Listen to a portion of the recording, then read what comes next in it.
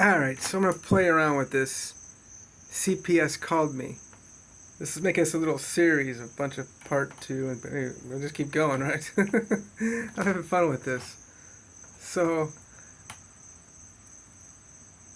I've had zero tolerance for all drugs, not just weed, because I really bash the potheads big time, you know.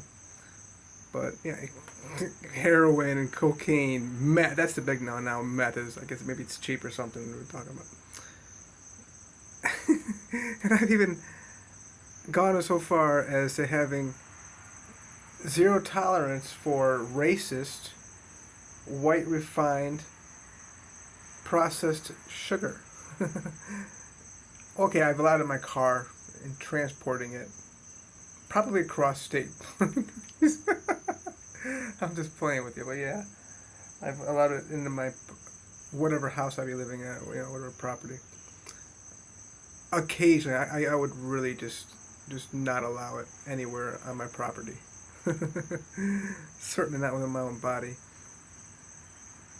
I mean, I get enough sugar as it is in fruits and even in vegetables. You do. I wonder if you can hear all these bugs in the background. I was really hoping we could get the cicadas, but it's a little bit too late right now. Today is the 18th of August 2024.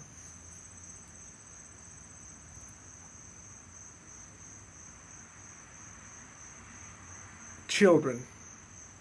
Yes, I'm putting this on my children to step it up.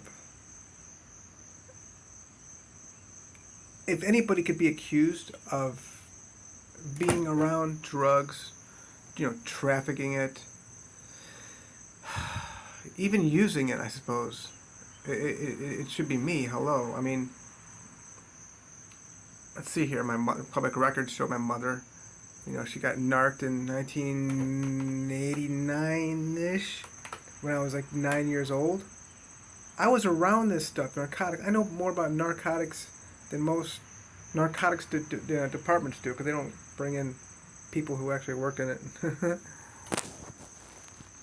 I was raised in drug trafficking by my mother.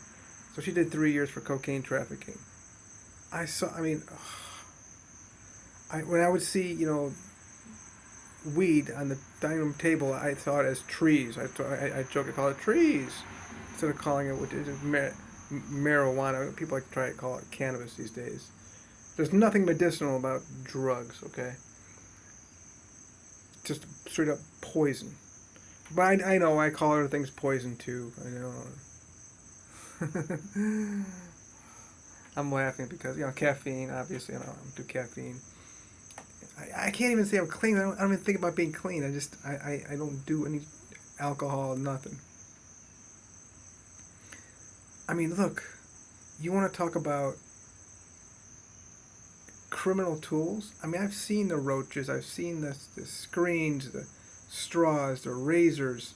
I mean, the Miller High Life mirrors, you know what I'm talking about. When you cocaine snorters, coke heads, whatever you call those people. When you use those mirrors to snort your lines or whatever, however you guys do it. And I'm not into the whole. That's another reason why I'm not into glass tables. It's in my head still, you know. These things got me. I hear a church bell going off. I've showed you the other side of this porch a few times. I'm not going to now because I just don't feel like it. I'm afraid I'll drop the phone. Maybe that's what it is. But I've never been the slightest bit accused of drug trafficking, questioning if I had any drugs on me, or even using drugs. But as a, you know, still as a child. Now I talked about my Louisiana drug bust. That was funny. They didn't even question if necessarily if I had any drugs. They just wanted to search me. That's, you know, even as an adult. I mean, you look at me like you just know this guy doesn't do any drugs. He's clean. Yikes. He's part of the minority. So, I'm saying all this to make a point that, you know, look, I've been there to the point whereby it's been around me as a child. And I still, as you know, a 9-year-old, an 8-year-old, I should have done more. If you see something, say something. I've always been saying. Here I am, 40. I'm almost 45 now, all right? But I didn't blow the whistle to my counselors and my teachers, just the police as a child. What they were doing was messed up, illegal, just messed up. All right, something's going wrong. Something's criminal activity going on.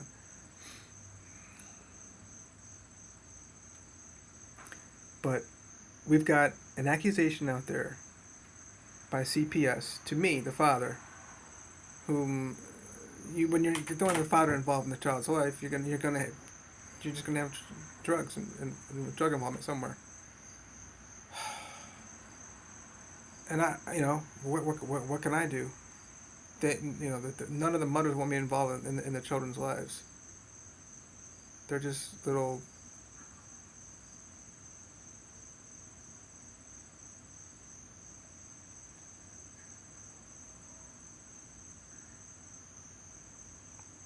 Hostages,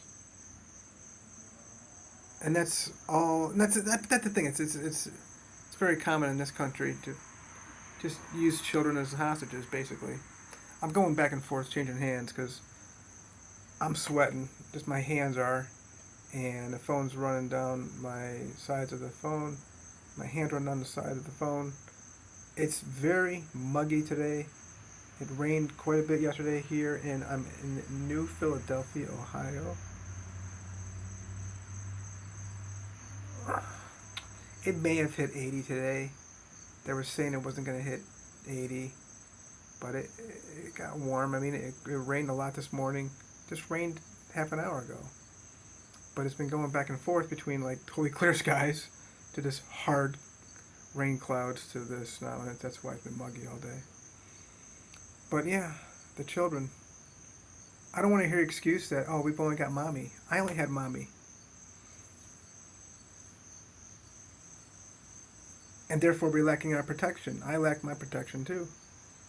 Never once had the slightest bit of accusation of any kind of drugs around me whatsoever. Around me. The people around me, my mother, her annual boyfriends, and her close her siblings. Yeah. I knew what the drugs were. I knew what they were doing as a child. Now my children are older, so I don't put this all on the one parent. There's no excuse. Just straight up no excuse. I gotta make more videos about this. I'm just like, there's so much. I mean, where are all the other people? If you see something, say something. Where's the father? Me right here. I'm right here, by the way. At this point, nothing. It's moot. What can the father do at this point anyway? I love you all.